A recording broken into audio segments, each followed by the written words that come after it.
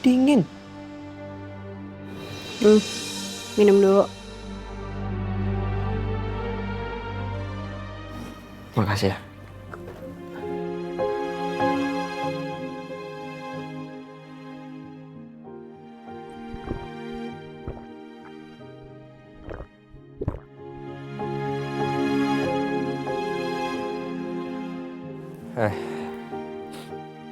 Dan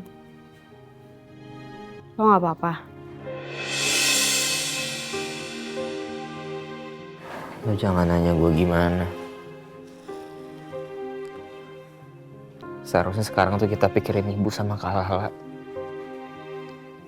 Bahkan sekarang aja kita nggak tahu kabar Kak Lala tuh gimana.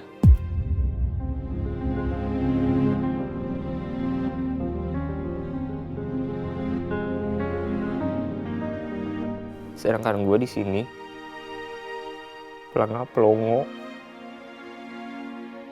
kayak orang nggak guna, Rit. Dari dulu tau gak? Dari dulu tuh Adan kayak nggak guna gitu. Gue sih nggak setuju sama pendapat lo. Iya, walaupun mungkin gue nggak kenal-kenal banget sama lo dan gue juga nggak tahu dulunya lo gimana. Tapi yang gue lihat sekarang, lo cukup bertanggung jawab kok. Dengan lo duduk doang di sini juga bukan berarti lo tuh nggak peduli sama masalah semua orang ya kan?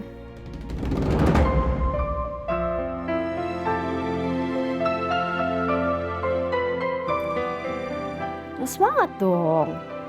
Katanya sih paling kepala keluarga.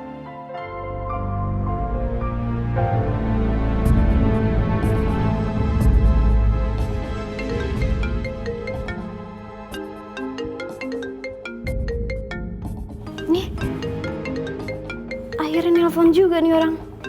Kesel. Halo.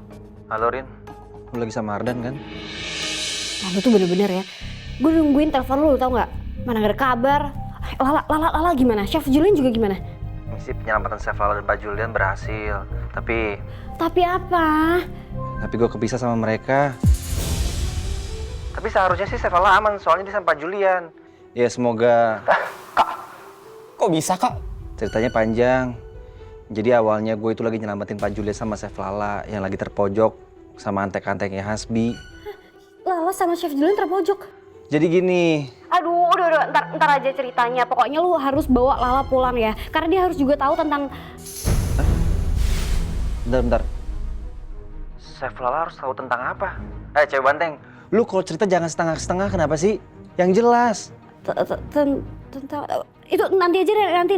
Udah, kasih tau aja sekarang. Kak Axel, Kak Lala harus pulang. Soalnya ibu udah masuk rumah sakit jiwa, Kak. Hah?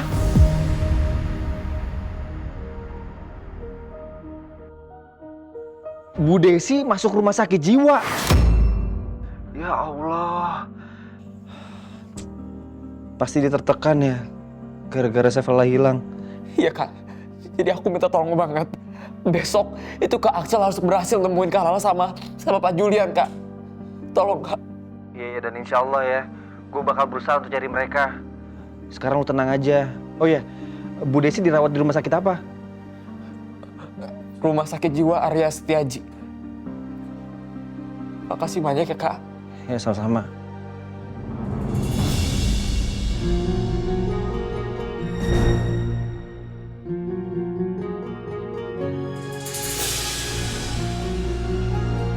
Ya Allah. Ternyata Bu Lydia nelponin gue dari tadi. Aduh, baru juga selamat dari hutan. Alamat kena omel lagi nih gue. La, udah tidur belum? Belum. Sama, saya juga belum tidur. Pertama kalinya nih, Chef. Saya tidur di gudang kayak gini. Oh ya? Kalau saya sih udah sering. Serius, Chef? Bercanda lah. Nggak lucu ya? Gak lucu lagi, Chef. Saya kira waktu kecil dulu, Chef, sering dihukum sama Bu Lydia. Makanya sering tidur di gudang kayak gini. Mungkin nakal atau bandel gitu jadi dihukum. Ya, sampai sekarang juga masih nakal sih, lah. Masih bandel. Nggak dengerin omongan mama saya.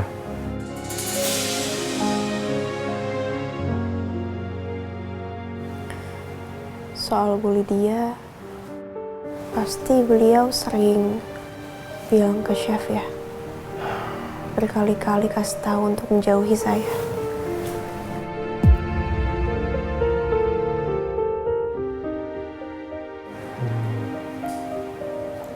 Iya sih, lah. Tapi Kenapa Chef masih ada di sini? Di sekitar saya. Nolongin saya terus. Bahkan sampai kejebak kayak gini. Gak ada menguntungkannya, Chef. Buat Chef sendiri. Yang ada saya malah bawa masalah ke kehidupannya Chef. kalau gitu, apa bedanya kamu sama Syifa? Nanti saat kita punya anak, pasti itu akan banyak banget persoalan hidup dalam hidup kita. Tapi apakah kita harus menjauh dari anak kita? Enggak kan, Lah? Semuanya akan terbayar lunas saat saya lihat Syifa tersenyum, tertawa. Begitu juga saat sama kamu.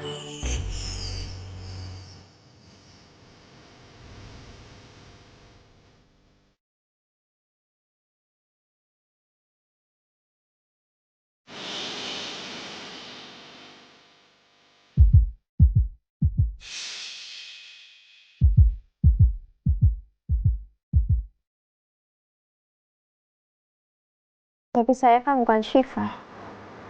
Saya hanya orang asing yang tiba-tiba hadir ke kehidupannya Chef. Semuanya juga bermula dari yang asing, Lah. Sama kayak bintang itu. Jauh, asing. Bahkan, kita juga nggak tahu siapa nama bintang itu. Tapi kita nyaman kan sama sinarnya yang membuat kita terus menatapnya selama mungkin.